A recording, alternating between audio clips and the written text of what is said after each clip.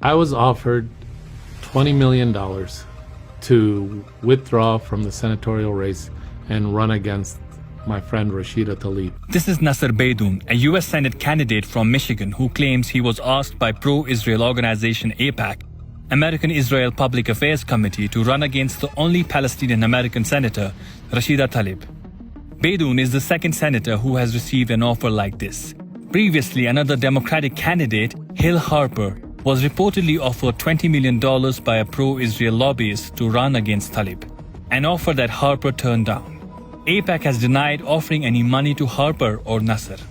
We are justice seekers and are unapologetically about our fight against oppressions of all forms.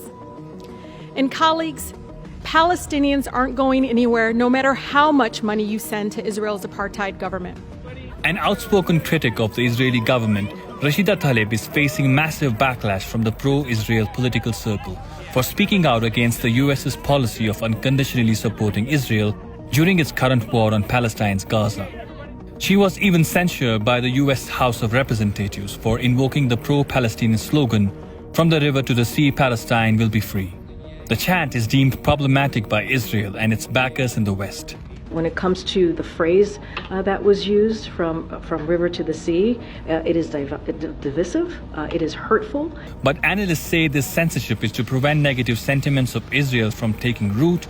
However, sponsoring a candidate to run against someone who is critical of Israel is a new tactic. I don't think something as gross and massive as those reported actions has been the case before. That sounds like something new, but if it's true, it would be a new tactic in an old strategy. There's, for a long time, been strong supporters of Israel in the United States who've made a lot of political contributions. Unseating politicians critical of Israel is not the only thing the pro-Israel lobbies do. They are influential in the U.S. domestic policy and also shape how elected officials in the U.S. respond to the Israel-Palestine conflict. The biggest among these pro-Israel lobbies is AIPAC, which specifically operates within the U.S. and seeks to influence American politics. It emerged in the 1950s as a lobbying operation during a time when Israel's image was seen negatively in the West, especially due to its military assaults on the Palestinian population. Because of things like a massacre that Israeli military forces committed in the Jordanian town of Kibbutz in 1953 in response to an attack against one Israeli home in Israel. This was a very disproportionate reprisal raid, killed perhaps 69 people. This was at Kibbutz in 1953. This created a big diplomatic crisis for Israel because people around the world were appalled. This got a lot of publicity. And so AIPAC was formed by supporters of Israel in the United States who thought that they needed a better organized lobbying operation to tell U.S. congressmen and senators why they should support Israel. AIPAC was not engaged in fundraising for political candidates until 2021. But it did recommend candidates it had vetted to pro-Israel donors and opposed candidates seen as critical of Israel. By the 1960s, it had helped secure U.S. weapons sales to Israel, as well as generous U.S. government assistance for Tel Aviv. Following the 1973 Arab-Israeli War, AIPAC increased the scale of its operations by working to boost U.S. funding of Israel and strengthening ties between the two countries. Over the decades, the pro-Israel lobby has had the strongest influence within the Democratic Party. It is the best $3 billion investment we make. Were there not an Israel, the United States of America would have to invent an Israel to protect her interest in the region. The United States would have to go out and invent an Israel. U.S. support for Israel is strongly reflected in Joe Biden's current administration, which has not only failed to enforce a ceasefire in Gaza, but has also expedited an emergency $14.5 billion in military funding for Israel, while Tel Aviv pummels the besieged enclave with U.S.-funded missiles.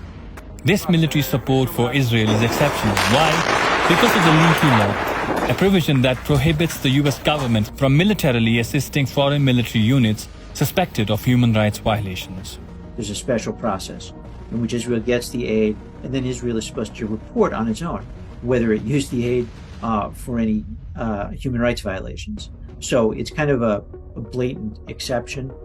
For Israel, that has been the product of the long-term support for Israel in the Congress. With massive public rallies in support of Palestinians in Gaza held across the U.S., growing criticism of Washington's role in the onslaught within the Democratic Party, and declining support for Israel among liberals and younger U.S. voters, Biden and the party establishment are under increasing pressure, especially from Democratic voters who don't want to vote for the party in the upcoming 2024 elections, due to its failure to stop the mass killings in Gaza. I think there's a lot of public concern and unhappiness about the extent of Israel's destruction and violence in Gaza. And in the last, I would say, 3 days, the Biden administration has been trying to put a little bit of distance between itself and Israel. But with Israel killing more and more people in Gaza each and every day, it may well be too late. You know, Biden rushed after October 7th to really embrace Israel strongly, and it may be hard for them to change the public perception that this is Biden's war, not just Israel's war. For Beidoun and other politicians being solicited by Israel lobbyists, rejecting money from pro-Israel lobbying groups not only aligns with their values, but is also earning them support of younger U.S. voters who increasingly disapprove of Washington's ironclad support for Tel Aviv amid Israel's brutal onslaught on Gaza. AIPAC, keep your money in